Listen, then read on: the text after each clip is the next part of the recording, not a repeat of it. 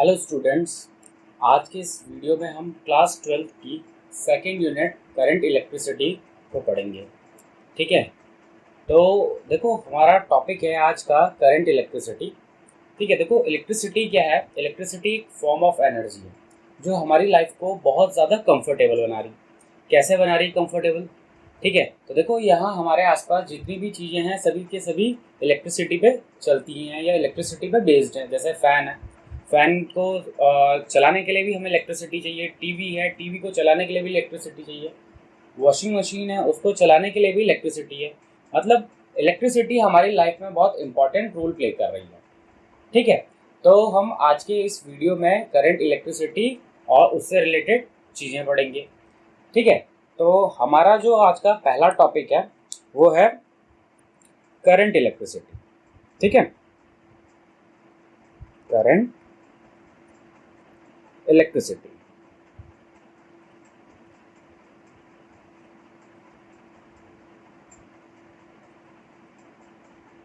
ठीक है, इसके अंदर हम पढ़ेंगे इलेक्ट्रिक करंट। इलेक्ट्रिक करंट, ठीक है। इलेक्ट्रिक करंट क्या होता है? देखो हमारे पास क्या है, एक कंडक्टर है। ठीक है, उसका ये क्रॉस सेक्शनल एरिया गिवन है। ठीक है, यहाँ से कुछ चार्ज एंटर कर रहा, मान लेते हैं कितना चार्ज एंटर कर रहा, क्यू चार्ज एंटर कर रहा, और वो दूसरे सरफेस से क्यू चार्ज लीव कर रहा। ठीक है, तो एक सेकेंड के अंदर इस सरफेस के थ्रू जितना चार्ज फ्लो करेगा, जितना चार्ज पास होगा, उसको हम क्या कहते हैं? Electric current. ठीक है, इलेक्ट्रिक करंट क्या बताता है? इलेक्ट्रिक करंट कहता है rate of flow of charge, rate of flow of charge,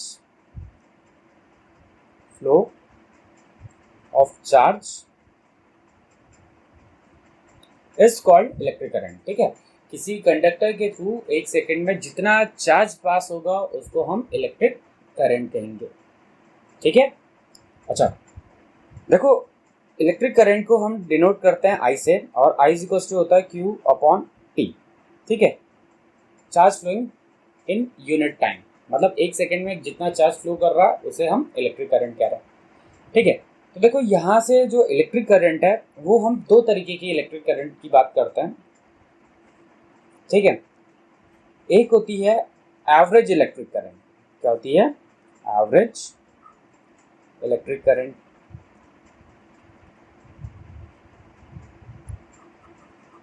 और दूसरी होती है इंस्टैन्टेनियस इलेक्ट्रिक करंट।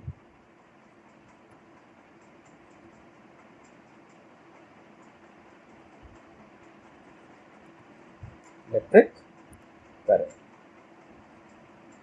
ठीक है, एक है एवरेज इलेक्ट्रिक करंट और एक होती है इंस्टैन्टेनियस इलेक्ट्रिक करंट। अच्छा, एवरेज इलेक्ट्रिक करंट क्या बताती है? एवरेज इलेक्ट्रिक करंट बताती है delta Q by delta T, मतलब कितना चार्ज फ्लो कर रहा है कितने टाइम इंटरवल में, वो एवरेज करंट है। ठीक है, और इंस्टैन्टेनियस क्या करंट क्या बताती है? इंस्टैन्टेनियस करंट बताती है कि किसी पर्टिकुलर टाइम पे कितनी करंट है। ठीक है, इसको कैसे डिनोट करते हैं? इसको डिनोट करते हैं D Q by D T से। ठीक है, अब देखो एवरेज करंट क्या है, मान लेते हैं 10 मिनट का टाइम दिया गया है। ठीक है, और 10 मिनट के टाइम में किसी कंडक्टर के थ्रू कितना चार्ज फ्लो कर रहा है, और अगर हम वहाँ पे करंट की वैल्यू निकालते हैं, जितना चार्ज फ्लो कर रहा है upon total time. Total time कितना? 10 मिनट बोला हमने, और उसको सेकंड में कन्वर्ट कर लेंगे। ठीक है, तो वहाँ से जो हमें करंट मिलेगी उस करंट को कहते हैं हम एवरेज करंट। ठीक है, अच्छा अभी अगर बोला जाए कि जो आपके पास जो ये 10 मिनट का जो टाइम है उसमें 5वें सेकेंड में, ठीक है, 10 मिनट के जो टाइम में 5वें सेकेंड में कितनी करंट है, 5वें सेकेंड पे कितनी करंट है, तो उस करंट को हम कहेंगे इंस्टैन्टेनियस करंट। ठीक है, तो दो तरीके की करंट हम पढ़ते हैं, एक होती है एवरेज करंट, दूसरी होती है इंस्टैन्टेनियस करंट। ठीक है, अगला क्या है, इसकी एसआई यूनिट होती है एम्पियर, और इसको डिनोट करते हैं हम कैपिटल ए से। ठीक है, इसकी एसआई यूनिट कितनी होती है, क्या होती है, एम्पेयर होती है, और उसको हम कैपिटल ए से डिनोट करते हैं। ठीक है, अच्छा अगली चीज है कि करंट के पास डायरेक्शन भी है और मैग्नीट्यूड भी, दोनों चीजें क्या है, करंट के पास डायरेक्शन भी है एंड मैग्नीट्यूड भी है, दोनों चीजें हैं। तो क्या ये वेक्टर करंट वेक्टर क्वांटिटी होती है? तो करंट के पास डायरेक्शन एंड मैग्नीट्यूड दोनों होता है, मगर ये वेक्टर क्वांटिटी नहीं होती है। क्यों नहीं होती है वेक्टर क्वांटिटी? क्योंकि ये वेक्टर सम लॉ को फॉलो नहीं करता। किसको? वेक्टर सम लॉ को फॉलो नहीं करता। ये कौन? Electric current vector sum law को फॉलो नहीं करता। अब ये वेक्टर सम लॉ क्या है, तो चलिए वेक्टर सम लॉ समझते हैं कि क्या है ये वेक्टर सम लॉ।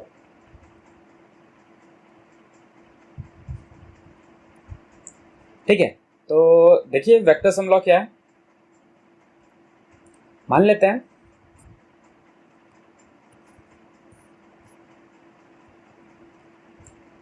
हमारे पास एक वायर है, इस वायर में 3 एम्पेयर की करंट है। ठीक है, एक दूसरा वायर है,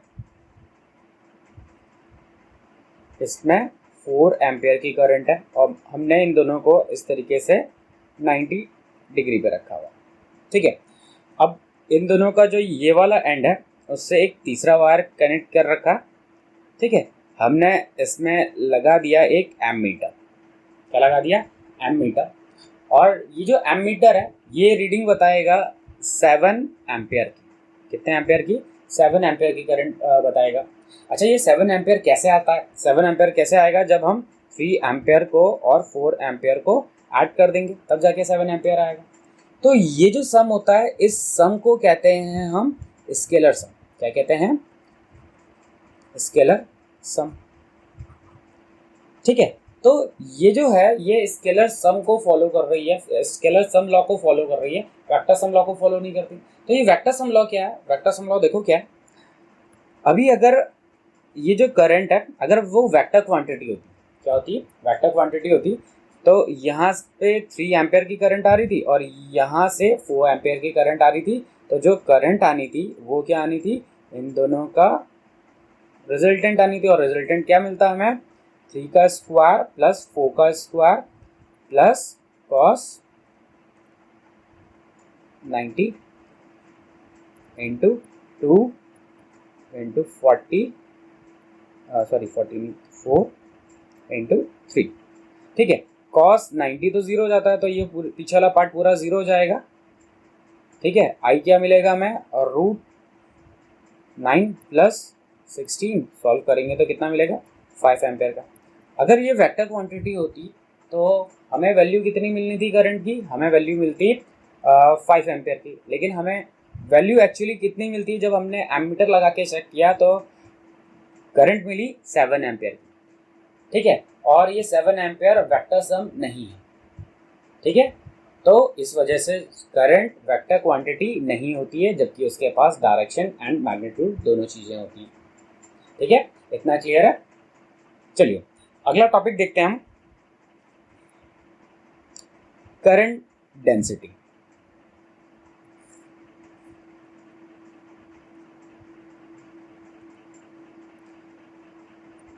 करंट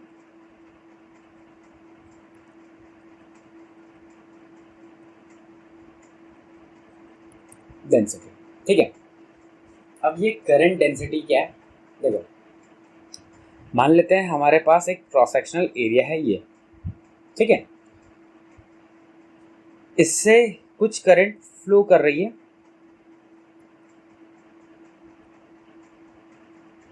ऐसे। ठीक है, इस वाले पार्ट से कितनी करंट फ्लो कर रही है? और आई करंट फ्लो कर रही है। ठीक है, ये क्रॉस सेक्शनल एरिया कितना है? ए है। करंट डेंसिटी होता है कि जो ये यूनिट एरिया, मान लेते हैं कि इतना पार्ट ये यूनिट एरिया है, ये पार्ट क्या है? Unit area. यूनिट एरिया से कितनी करंट फ्लो कर रही है उसे हम कहते हैं करंट डेंसिटी। तो करंट डेंसिटी क्या होता है? करंट डेंसिटी को जे से डिनोट करते हैं। ये होता है current flowing through unit area. मतलब जो ये पूरा एरिया, फॉर एग्जांपल ये 10 सेंटीमीटर स्क्वायर का एरिया है, ठीक है। तो 1 सेंटीमीटर स्क्वायर से जितनी करंट फ्लो करेगी वो करंट डेंसिटी कहलाएगी, ठीक है। अच्छा, मजेदार बात इसमें यह है कि इलेक्ट्रिक करंट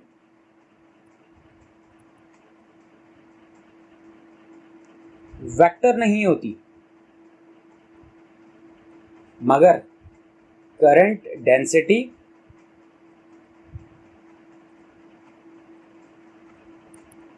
वेक्टर होती है,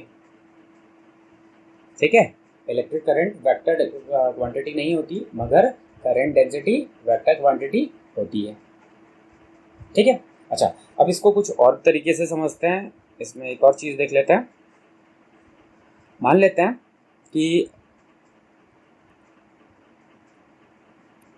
यहाँ पे करंट का डायरेक्शन कुछ ऐसा है, ठीक है।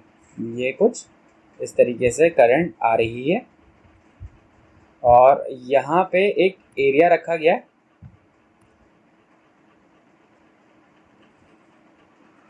ये एरिया, ठीक है, जिसका एरिया वेक्टर, ये एरिया वेक्टर करंट के डायरेक्शन के साथ कितने का एंगल बना रहा है?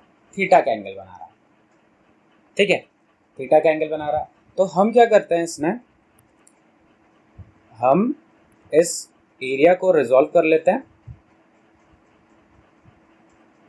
ये हमने रिजॉल्व कर लिया, ठीक है। किस तरीके से, ये एरिया ए था, तो इसका एरिया वेक्टर कितना हो जाएगा? ए कॉस थीटा, ठीक है। हमने क्या किया है, ये जो एरिया ए था, जो अभी आपको ये रेड वाला दिख रहा है, जो एरिया ए था, हमने इसको रिजॉल्व किया, वर्टिकल कंपोनेंट में रिजॉल्व कर लिया। वर्टिकल कंपोनेंट मतलब ये वर्टिकल वाले पार्ट में रिजॉल्व कर लिया, जिसका कंपोनेंट आ रहा है ए कॉस थीटा, ठीक है। क्या आ रहा है? ए कॉस थीटा आ रहा, ठीक है।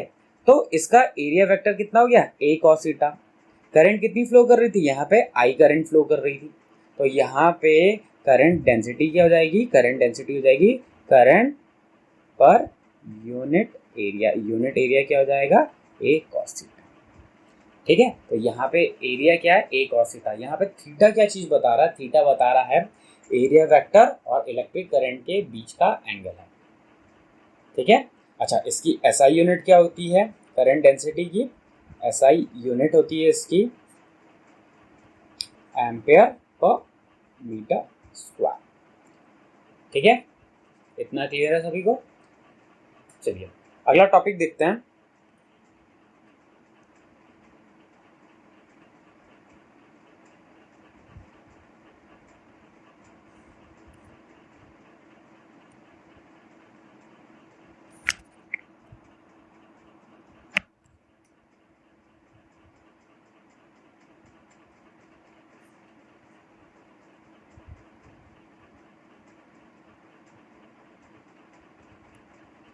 चलिए अगला टॉपिक है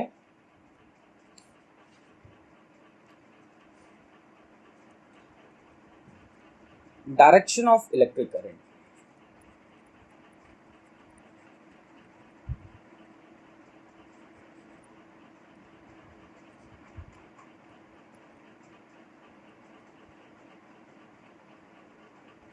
ठीक है, direction of electric current. Electric current का क्या डायरेक्शन होता है, ये हम इस वाले टॉपिक में पढ़ते हैं।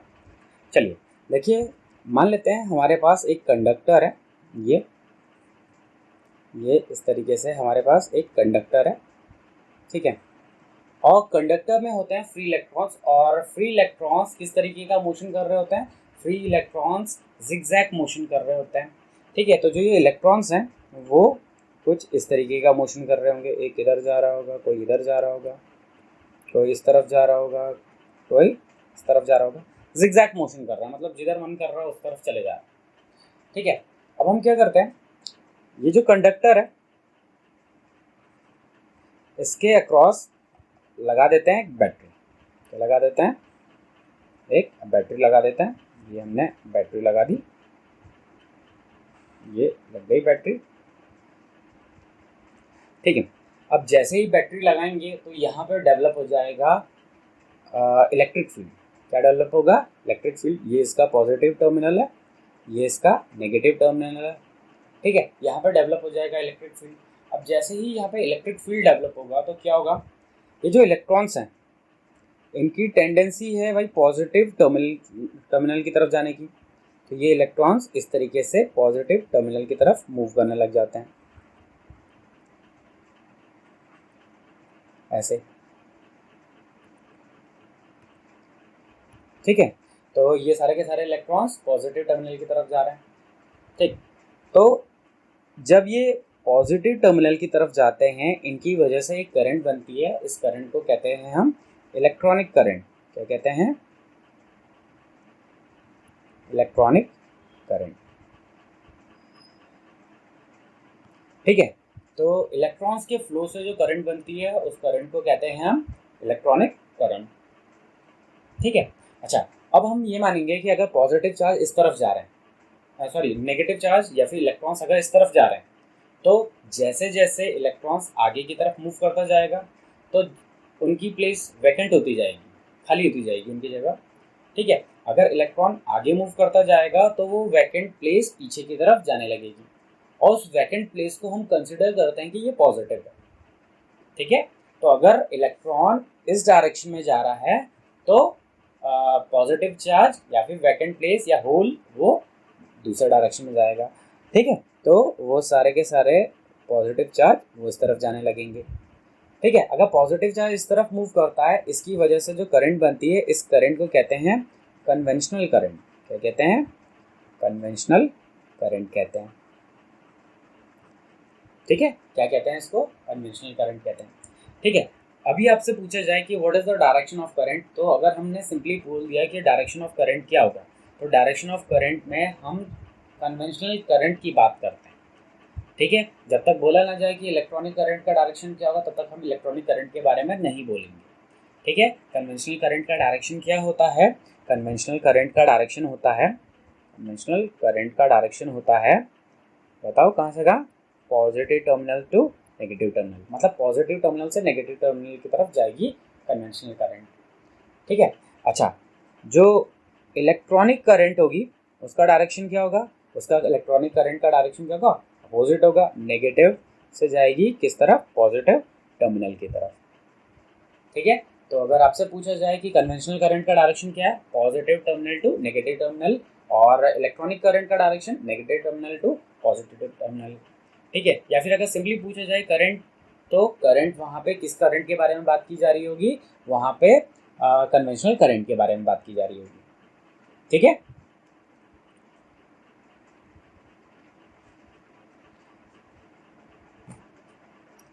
चलो अगला टॉपिक है हमारा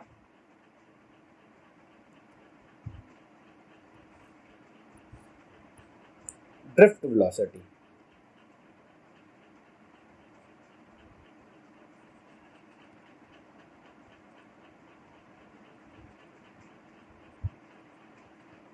ड्रिफ्ट वेलोसिटी, ठीक है, तो ये ड्रिफ्ट वेलोसिटी क्या चीज़ है भाई?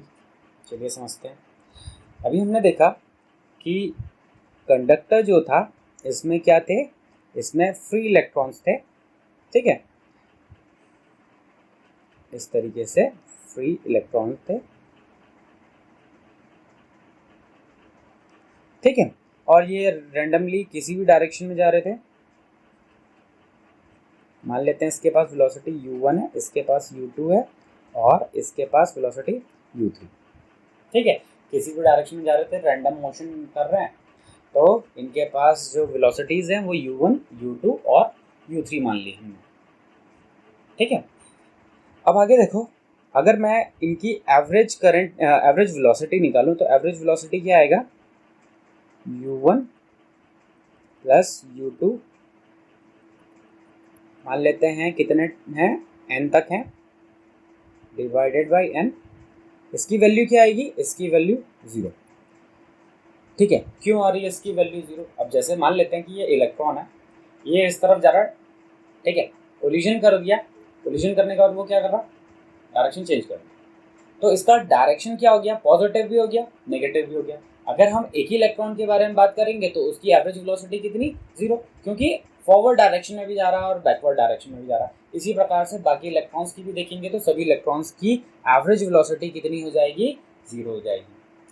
ठीक है। अच्छा, अब क्या किया गया, अब हमने यहाँ पे इसके साथ लगा दिया है एक बैटरी। बैटरी लगा देते हैं, नया डायग्राम बना लेते हैं। ये था,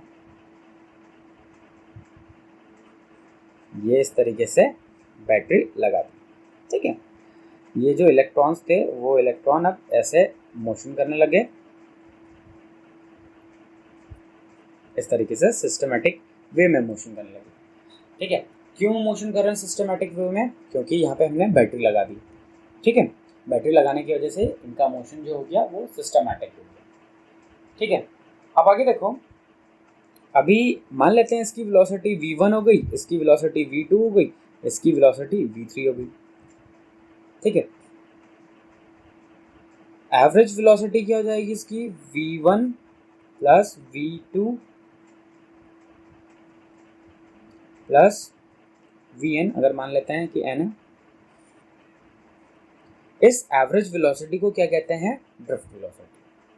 ठीक है, अच्छा, ड्रिफ्ट वेलोसिटी पूछा जाए कि भाई ड्रिफ्ट वेलोसिटी क्या है, तो देखो ड्रिफ्ट वेलोसिटी क्या होता है, जब हम कंडक्टर के अक्रॉस इलेक्ट्रिक फील्ड डेवलप करते हैं या फिर बैटरी लगा देते हैं, तो सारे के सारे इलेक्ट्रॉन्स एक एवरेज वेलोसिटी से ड्रिफ्ट होने लग जाते हैं, आगे की तरफ मूव करने लग जाते हैं। इसको कुछ ऐसा समझ लेते हैं, मान लेते हैं यहाँ पे कोई फर्श है, फर्श पे कुछ बहुत सारी चींटियाँ इस तरीके से जिगजैग मोशन कर रही हैं। हमने एक झाड़ू लिया, झाड़ू को पकड़ा और इस तरीके से स्वैप कर दिया। ठीक है, इस तरीके से झाड़ू मारते हुए लगे, तो जो वेलोसिटी झाड़ू की होगी वही वेलोसिटी किसकी हो जाएगी? सारी चींटियों की वेलोसिटी हो जाएगी। तो हम क्या कहेंगे कि ये सारे के सारे इनके पास वेलोसिटी कौन सी है? एक ड्रिफ्ट वेलोसिटी है, जिससे ये सारे के सारे आगे की तरफ मूव कर रहे हैं। ठीक है, तो उसी तरीके से जैसे इलेक्ट्रॉन जिगजैग मोशन कर रहे थे, ठीक है, हमने जैसे ही बैटरी अप्लाई की वहाँ पे, बैटरी कनेक्ट की वहाँ पे, तो उनके पास एक वेलोसिटी आ गई, एवरेज वेलोसिटी आ गई। उस एवरेज वेलोसिटी को क्या कहा गया? Drift velocity. ठीक है, तो ड्रिफ्ट वेलोसिटी क्या होता है? एवरेज वेलोसिटी कब? जब वहाँ पे इलेक्ट्रिक फील्ड आ जाता है। ठीक है, चलो अब आगे देखते हैं। v1 को हम क्या लिख सकते हैं? u1 प्लस ए t1। v2 को क्या लिख सकते हैं? u2 प्लस ए t2। इसी तरीके से vn को क्या लिख सकते हैं हम? un प्लस ए tn। ठीक है, तो हम फाइनल वेलोसिटी को इस तरीके से चेंज कर सकते हैं, तो रख देते हैं यहाँ पे।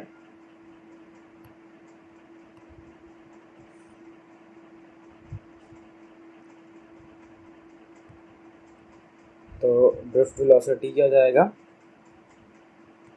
ये हो गया u1 प्लस ए t1 प्लस u2 प्लस ए t2, और लास्ट वाला क्या हो जाएगा?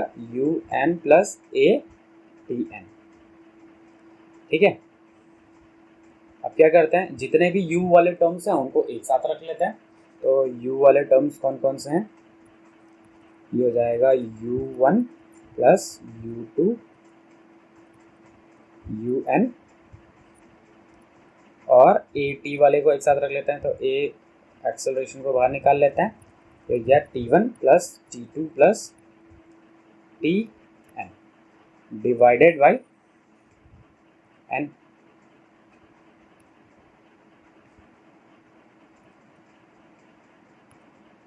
ठीक है, अच्छा, अभी इनको भी जरा सा सेपरेट कर लेते हैं। u1 प्लस u2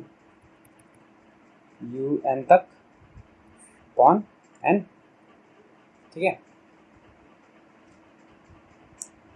प्लस ए t1 प्लस t2 tn तक अपॉन n। अच्छा, ये वाला टर्म तो जीरो हो गया। अभी स्टार्टिंग में ही देखा था कि इनिशियल एवरेज वेलोसिटी कितनी हो रही थी? जीरो जा रही थी, तो यहाँ पे इसकी वैल्यू भी जीरो हो गई। ठीक है, अच्छा, जो ये वाला टर्म है, ये वाला टर्म, इसको हमने एक नया नाम दे दिया टॉ। क्या नाम दे दिया? टॉ। टॉ क्या है? टॉ है रिलैक्सेशन टाइम।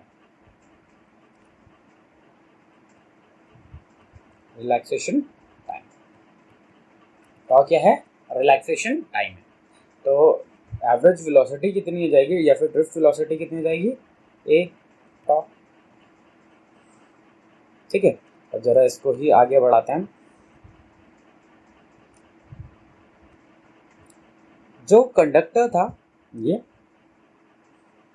ठीक है, इसमें अगर मैं एक इलेक्ट्रॉन की बात करूं तो ये एक इलेक्ट्रॉन यहाँ तो पॉजिटिव आ गया था, ये पॉजिटिव टर्मिनल बनने की वजह से, और इधर नेगेटिव आ रहा था, मतलब ऐसे हमने पॉजिटिव टर्मिनल लगा दिया था, इधर नेगेटिव टर्मिनल था, तो यहाँ पे इलेक्ट्रिक फील्ड डेवलप हो गया। इलेक्ट्रिक फील्ड का डायरेक्शन कैसा है? इलेक्ट्रिक फील्ड का डायरेक्शन ऐसा है। ठीक है, अगर इलेक्ट्रिक फील्ड का डायरेक्शन ऐसा है तो इलेक्ट्रॉन उसके अपोजिट डायरेक्शन में मूव करेगा। इस तरीके से इलेक्ट्रॉन इस तरफ जाने लगेगा। ठीक है, अच्छा, अब जब ये इलेक्ट्रॉन इस तरफ जा रहा है, किसके अपोजिट जा रहा है? इलेक्ट्रिक फील्ड के अपोजिट जा रहा है, तो इस पे फोर्स कितना लगता है? फोर्स लगता है इस पे ई, कैपिटल ई, मतलब charge on an electron and electric field. ठीक है, अच्छा, अब ये जो इलेक्ट्रॉन है ये क्या कर रहा है? ये मोशन में आ चुका है, इसके पास कुछ मास है, इसके पास कुछ एक्सेलरेशन है। तो सेकंड लॉ के, न्यूटन के सेकंड लॉ के हिसाब से, by Newton's second law of motion, ठीक है, सेकंड लॉ ऑफ मोशन के हिसाब से फोर्स क्या होता है? एम ए भी होता है भाई। ठीक है, फोर्स एम ए होता है। अब आगे देखें, इधर ये इलेक्ट्रोस्टैटिक फोर्स है और ये Newton second law of motion के हिसाब से फोर्स एम ए, ये दोनों के दोनों क्या है? सेम। क्यों है सेम? क्योंकि भाई जैसे ही हमने वहाँ पे इलेक्ट्रिक फील्ड लगाया, चार्ज कैसा आ गया? मोशन में आ गया। मोशन में किस फोर्स की वजह से आया? क्यू ई, मतलब बॉडी मूव करने लगी। जैसे ही मोशन में आई तो मास भी है उसके पास, एक्सेलरेशन भी है उसके पास, तो फोर्स भी क्या होने लगेगा? F is equals to M A होगा। तो इन दोनों फोर्सेस को हम इक्वेट कर लेते हैं, और इक्वेट करके क्या होगा? E is equals to M A, ये मिलेगा हमें। यहाँ से ए क्या मिलेगा हमें? ए मिलेगा ई अपॉन एम। ये क्या है? ये एक्सेलरेशन है। ठीक है, अभी हमने जस्ट ड्रिफ्ट वेलोसिटी पढ़ा, ड्रिफ्ट वेलोसिटी ए टॉ पढ़ा था, तो ड्रिफ्ट वेलोसिटी को हम क्या लिख देते हैं? ए की वैल्यू को यहाँ पे पुट कर देते हैं।